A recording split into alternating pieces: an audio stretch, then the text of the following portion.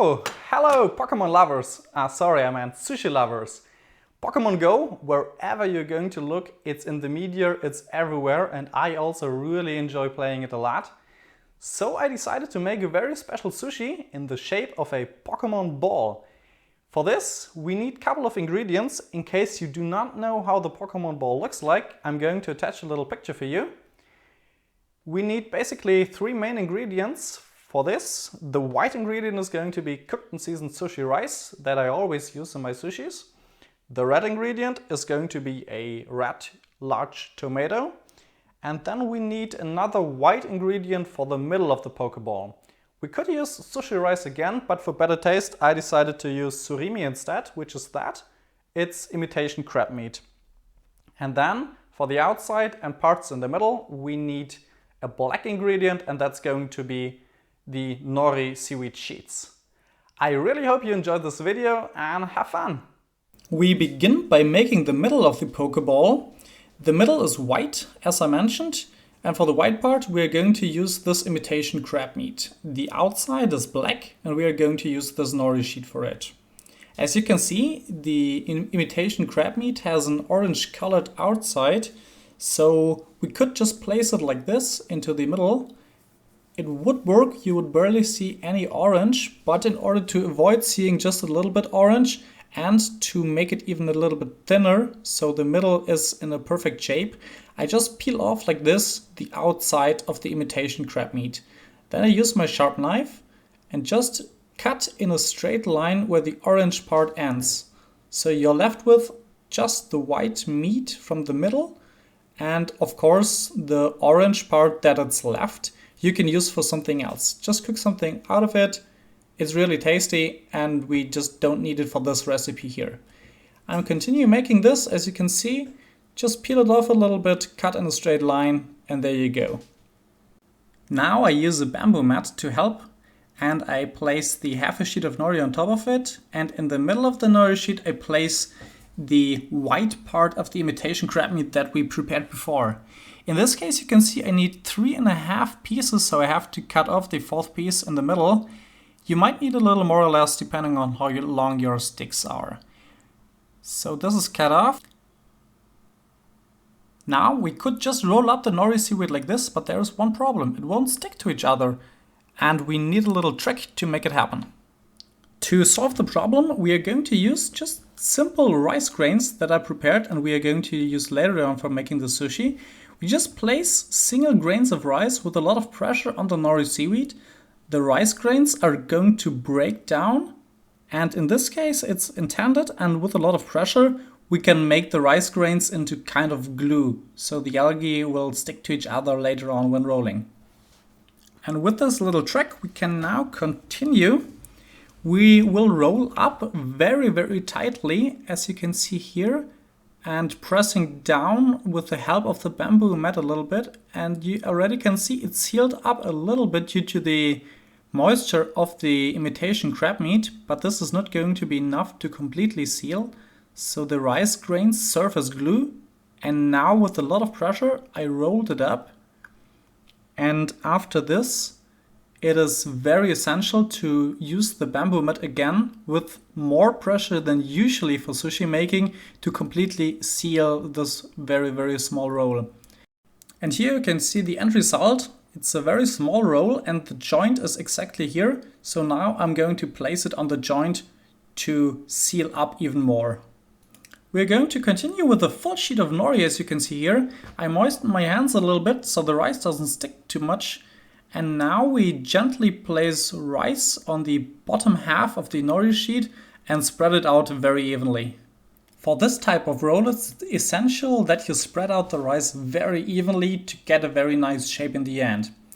But now we just need a little bit more rice to place directly into the middle and form a little hill in the middle. This helps giving the roll in the end the shape of a half circle. Now I'm going to place a little bit of rice on the top again, as I did before with the imitation crab meat. This is going to help seal the roll later on, because as you can see there is no rice in the top half of the nori sheet. The Pokeball has a black line in the middle, And for this, we are going to use another half a sheet of nori. And we are just gently placing it on top of the rice. And with very, very little pressure, we push it down a little bit. And on the edges, we can seal it with a little bit more pressure. So now on the bottom, we seal it with a little more pressure. Just use all the 8 fingers, exception will be the thumbs. Just push down a little bit to seal it, but very, very gently overall, because we need it to be very airy.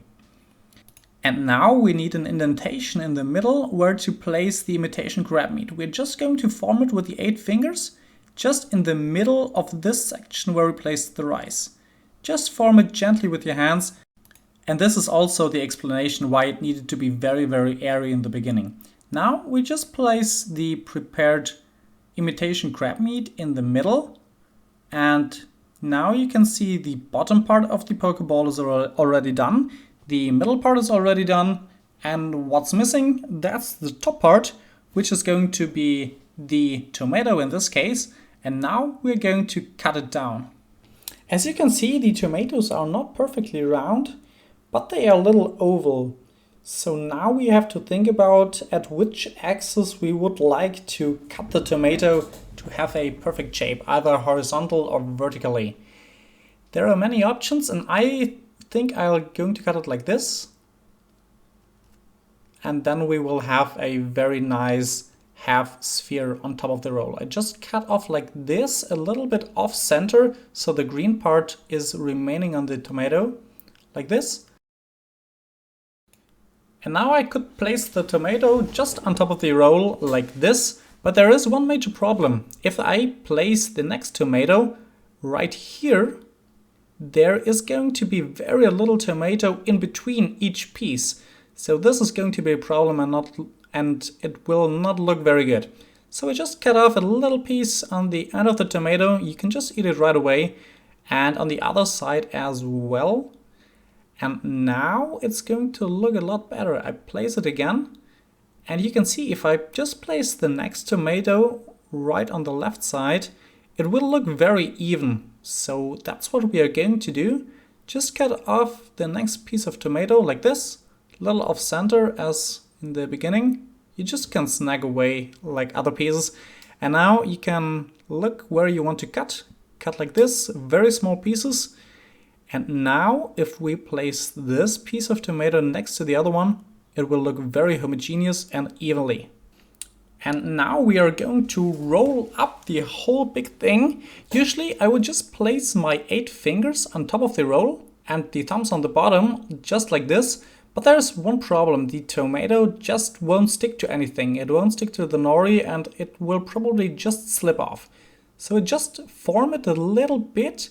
I form the sushi rice on the bottom into a half circle, just like this. And when I think the tomato is going to slip off almost, I just pull back again.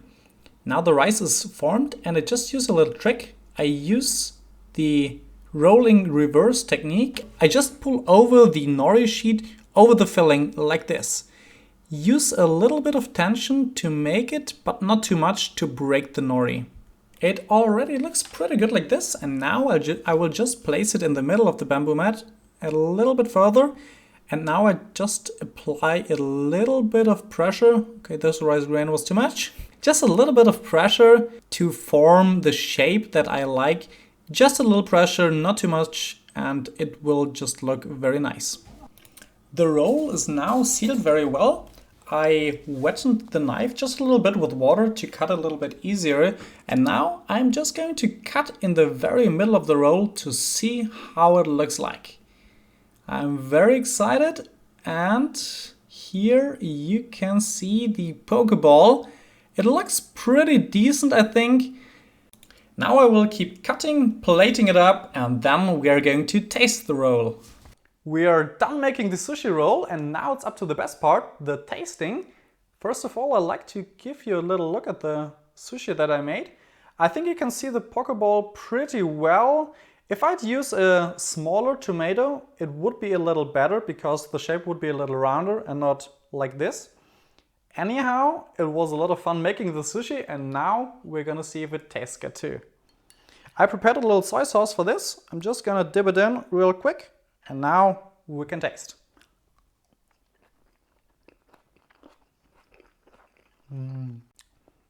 I really like that I added the surimi or the imitation crab meat in the middle instead of rice. You can really taste it very, very well. It tastes good.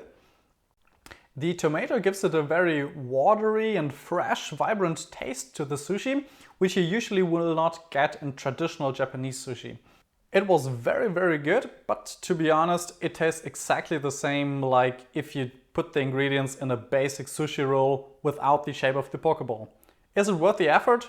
In my opinion, yes, because it really looked very cool and it's something really special. If you enjoyed the video, please click the subscribe button for more videos like this, creative and very fun sushi styles, or also very traditional Japanese sushis, and of course a lot of tips and tricks and instructional videos on this channel. See you in the next video. Bye!